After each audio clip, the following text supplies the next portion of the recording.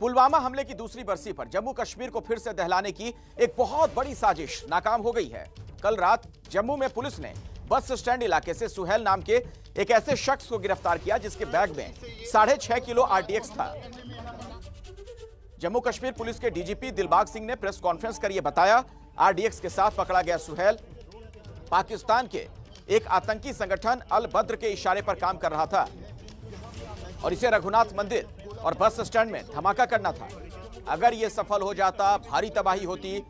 Police ने सुहेल से पूछताछ के बाद चंडीगढ़ से काजी वसीम और आबिद नाम के शख्स को भी गिरफ्तार किया है। आरडीएक्स के साथ पकड़ा गया सुहेल चंडीगढ़ में पढ़ाई कर रहा था। 3 बड़े ऑपरेशंस का खुलासा हुआ जिसमें जैश-ए-मोहम्मद का फ्रंट लश्कर-ए-मुस्तफ़ा, लश्कर-ए-तौबा का front TRF the resistance front और इसके साथ एक और नया आउटफिट जिसको पाकिस्तान फिर से सक्रिय करने की कोशिश में है, जिसको अल बदर कहते हैं। अल बदर का जिसने आईडी जहां पर लाके जम्मू शहर में किसी भीड़ वाले इलाके में लगाने की ताक में थे, उससे पहले ही पुलिस ने उसको पकड़ लिया, जिससे बहुत बड़ा हादसा टल गया। पिछले 2 रोज़ से हम लोग बहुत बड़ी अलर्ट साउंड करके चल रहे हैं, क्योंकि जम्मू कश्मीर में इस बात की अलग अलग एजेंसी से और पुलिस के जरिए से रिपोर्ट आ रही थी कि ये कोई ना कोई बड़ी जो कार्रवाई आज के दिन पुलवामा के अटैक के दिन दूसरी एनिवर्सरी के दिन कहीं ना कहीं अंजाम देंगे। जम्मू कश्मीर के पुलवामा में हुए आतंकी हमले की आज दूसरी बरसी है। आज देश में जगह जगह पुलवामा के शहीदों को श्रद्धांजलि दी गई। पुलवामा में उन शहीदों का स्मारक बना है। प्रधानमंत्री मोदी ने आज चेन्नई में इन शहीदों को श्रद्धांजलि दी।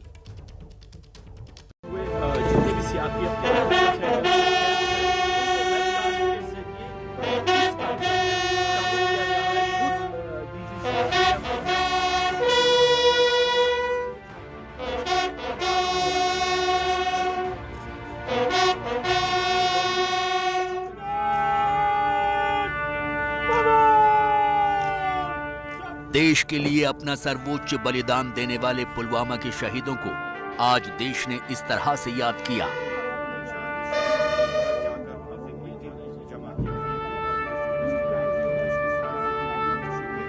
दो साल पहले हुए आतंकी हमले में सीआरपीएफ के 40 जवान शहीद हो गए थे। शहीद जवानों के लिए पुलवामा में एक वॉर मेमोरियल बनाया गया है, जिसमें सभी 40 शहीद जवानों के नाम हैं।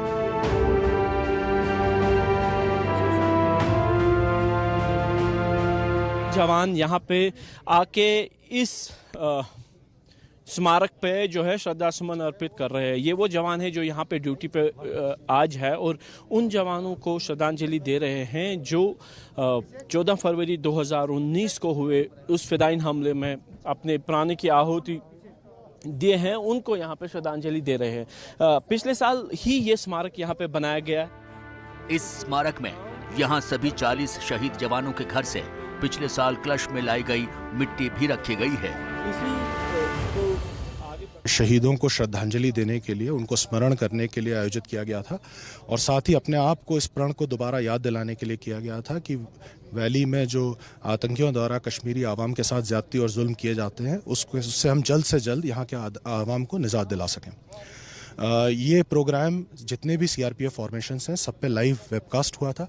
डीजी सीआरपीएफ साहब खुद इस प्रोग्राम से दिल्ली से जुड़े थे और उनके द्वारा भी वहां से श्रद्धांजलि हमारे शहीदों को दी गई थी। आज से 2 साल पहले जम्मू कश्मीर के पुलवामा में जिस जगह पर आतंकियों ने सीआरपीएफ जवानों से भरी बस को बम धमाके से उड़ाया था, एबीपी न्यूज उसी जगह पर पहुंचा है। 2 साल पहले जब ये धमाका हुआ था तो ठीक यही वो जगह है जहां पे कॉन्वॉय को निशाना बनाया गया था और धमाका इतना तीव्र था कि यहां से श्रीनगर तक उसकी गूंज सुनाई दी थी और उसके बाद जो कुछ हुआ वो देश ने देखा था। लेकिन आज 2 साल के बाद यह जगह खामोश है। यहाँ पे आम दिनों की तरह ही जो है कॉन्वॉय चल रही है, गाड़ियाँ चल रही हैं, लेकिन ये घटनास्थल उस दृश्य को दर्शाता है जो 2 साल पहले आज ही के दिन हुआ था और कहीं ना कहीं जो ना तो देश और ना ही सीआरपीएफ उस दिन को भूले हैं। पुलवामा में शहीदों की याद में मुख्य समारोह हुआ। तो चेन्नई में प्रधानमंत्री नरेंद्र मोदी ने शहीदों को श्रद्धांजलि दी और उनके बलिदान को याद किया। No Indian can forget this day. 2 years ago, the Pulwama attack happened. We pay homage to all the martyrs we lost in that attack. We are proud of our security forces. Their bravery will continue to inspire generations. Pulwama के शहीदों का ताल्लुक देश के अलग अलग हिस्सों से है। आतंकी हमले की दूसरी बरसी पर शहीदों के गांव और उनके घर में भी उन्हें याद किया गया। पुलवामा आतंकी हमले में जान गंवाने वाले सीआरपीएफ के जवान सुखजिंदर सिंह को तरन तारण के उनके पैतृक गांव में श्रद्धांजलि दी गई। यूपी के चंदौली जिले के बहादुरपुर गांव के शहीद अवधेश यादव को याद किया गया। सीआरपीएफ के 45वीं बटालियन के हेड कांस्टेबल अवधेश पुलवामा हमले में शहीद हुए थे। भुवनेश्वर के शहीद कांस्टेबल मनोज बहेरा को भी पुलवामा की दूसरी बरसी पर याद किया गया। शहीद की पत्नी लता बेहेरा ने उन्हें श्रद्धांजलि दी। तमिलनाडु के शहीद सुब्रमण्यम के परिवार ने अपने शहीद बेटे को पुष्पांजलि अर्पित की।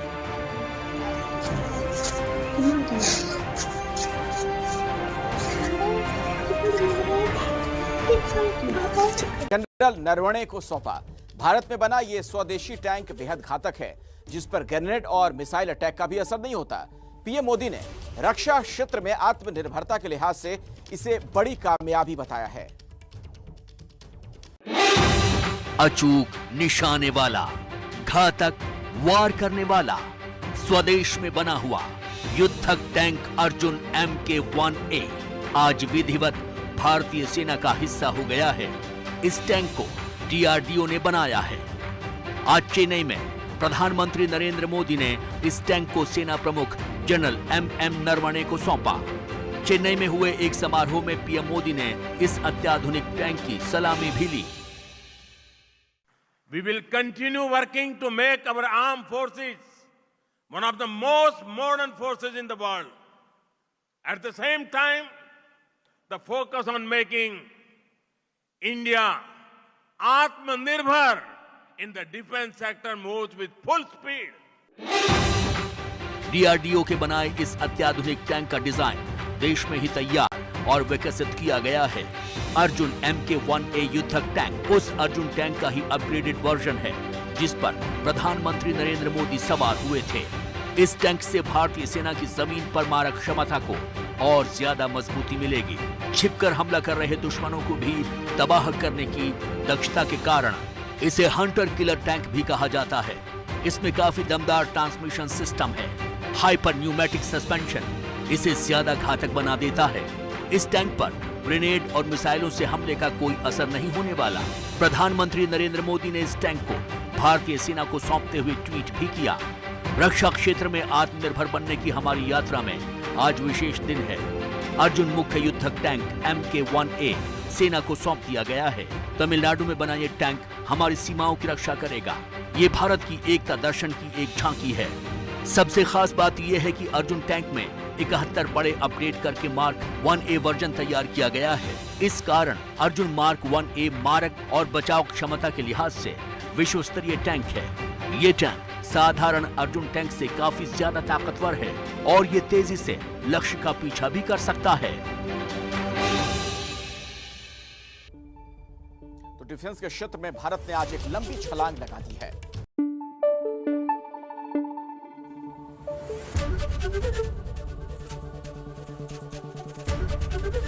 ABP न्यूज आपको रखे आगे।